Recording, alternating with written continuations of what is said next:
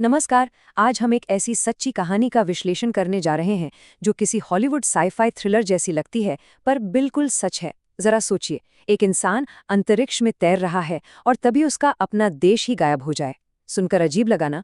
पर यही आज के हमारे इस विश्लेषण का सबसे बड़ा और हैरान कर देने वाला आधार है। क्या होता है जब किसी का देश ही गायब हो जाए, वो भी तब जब वो अंतरिक्ष में हो? ये महज एक सवाल नहीं है, ये एक ऐसी अनोखी स्थिति है जो किसी के भी रोंगटे खड़े कर दे। एक आदमी हजारों किलोमीटर ऊपर अकेले तैर रहा है और नीचे उसकी पूरी दुनिया बदल रही है। चलिए इसमें गहराई से उतरते हैं और इस रहस्यमयी ऐतिहासिक घटना को समझते हैं। भाग 1, अंतरिक्ष में फंसा नागरिक।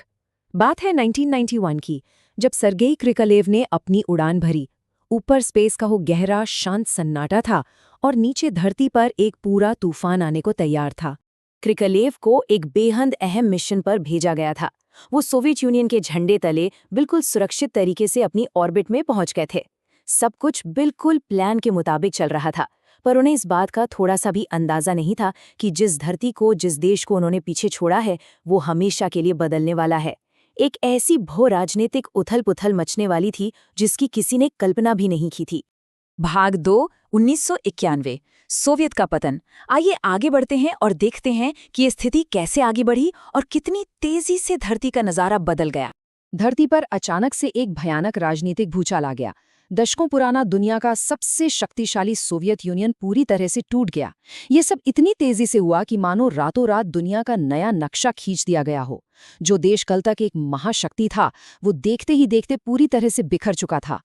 और ये बहुत ही बेहतरीन तरीके से दिखाता है कि कैसे एक अकेला ग्लोबल सुपर पावर बिखरकर 15 नए और स्वतंत्र देशों में बंट गया। इन्हीं 15 नए देशों में से एक था रशिया। पर सोचिए, इस महाविभाजन का सबसे अनोखा असर किस पर पड़ा? उस अकेले एस्ट्रोनॉट पर जो अंतरिक्ष में बैठा इस पूरी स्थिति से बिल्कुल अनजान था। भाग 3, कजाकिस्तान और फंडिंग संकट। यहाँ से इस कहानी में एक बेहद गंभीर लॉजिस्टिकल और फाइनेंशियल ट्रैप शुरू होता है।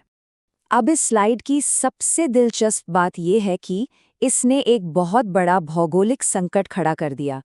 एक तरफ ऑर्बिट में स्पेस स्टेशन था जहां सर्गेई क्रिकलेव फंसे थे, और दूसरी तरफ धरती पर वो लॉन्च पैड था जहां से उन्हें वापस लाने के लिए रॉकेट भेजा जाना था।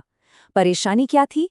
सोवियत यूनियन के टूटने के बाद अब वो लॉन्च पैड एक बिल्कुल नए देश कजाकिस्तान का हिस्सा बन चुका था। और इधर नया बना रशिया एक बहुत बड़े फाइनेंशियल क्राइसिस यानी भयंकर आर्थिक संकट से जूझ रहा था। हालात इतने खराब थे कि उनके पास इतने रिसोर्सेज ही नहीं थे कि वो तुरंत एक नया रॉकेट लॉन्च कर सकें या कजाकिस्तान के साथ कोई नया समझौता कर सकें। नतीजा, सर्गेई को ग्राउंड कंट्रोल से आधिकारिक तौर पर आदेश मिला कि ऑर्बिट में ही रुके रहो, एकदम वहीं ठहर जाओ। इस टाइमलाइन को अगर हम थोड़ा ठहर कर देखें तो स्थिति की गंभीरता का सच में एहसास होता है। 1991 में लॉन्च, फिर 1991 के अंत में यूएसएसआर का पतन और उसके बाद पूरे 5 महीने का एक लंबा अनिश्चित इंतजार। कुल मिलाकर पूरे 10 महीने अंतरिक्ष में, धरती से सैकड़ों किलोमीटर दूर एक छोटे से डब्बे में बंद, सिर्फ इंतजार करना। एक पल के लिए उस मानसिक तनाव को महसूस किया जा सकता है।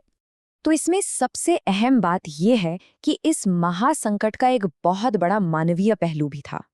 एक तरफ दुनिया का नक्शा बदल रहा था और दूसरी तरफ सर्गेई को जिंदा रहने के लिए अपना बचा हुआ थोड़ा सा खाना और सप्लाईज बड़ी सावधानी से इस्तेमाल करनी पड़ रही थी।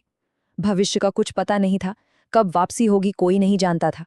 यह खुद में एक बहुत बड़ी मनोवैज्ञानिक और शारीरिक चुनौती थी। भाग 4, नई दुनिया में वापसी। पूरे 10 महीने के इंतजार के बाद अंततः वापसी का दिन आया। लेकिन जहां वो वापस आए, वो दुनिया अब बिल्कुल अलग थी। ये तुलना सच में इस गजब के बदलाव को पूरी तरह स्पष्ट कर देती है। जब उन्होंने उड़ान भरी थी तो अपनी यूनिफॉर्म पर सोवियत यूनियन का झंडा लगाए लेनिनग्राड शहर से निकले थे, पर जब वापसी हुई तो यूनिफॉर्म पर लगा वो झंडा एक ऐसे देश का था जो अब दुनिया के नक्शे पर था ही नहीं। और तो और जिस शहर लेनिनग्राड से वो आए थे उसका नाम तक बदलकर सेंट पीटर्सबर्ग हो चुका था। सर्गेई ने बाद में एक इंटरव्यू में एक बात कही थी, सबसे बड़ा झटका मुझे तब लगा जब मैं अंतरिक्ष में सोवियत एस्ट्रोनॉट के रूप में गया था, लेकिन वापस आने पर लोग मुझे रशियन कह रहे थे। जरा ठहर कर इस बात की गहराई को समझिए। किसी भी इंसान की राष्ट्रीय पहचान का इस तरह अचानक से बदल जाना, बिना उसकी मर्जी के, ये कितना गहरा और विचलित कर देने वाला अनुभव रहा होगा। तो आखिर में ये सवाल उठता है, जब तारों के नीचे दुनिया का नक्शा ही बदल जाए, तो राष्ट्रीय पहचान कैसे कायम रहती है?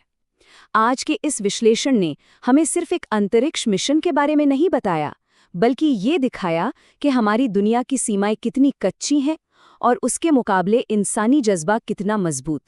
ये हम सब के लिए एक ऐसी सोचने वाली बात है जो लंबे समय तक याद रहेगी।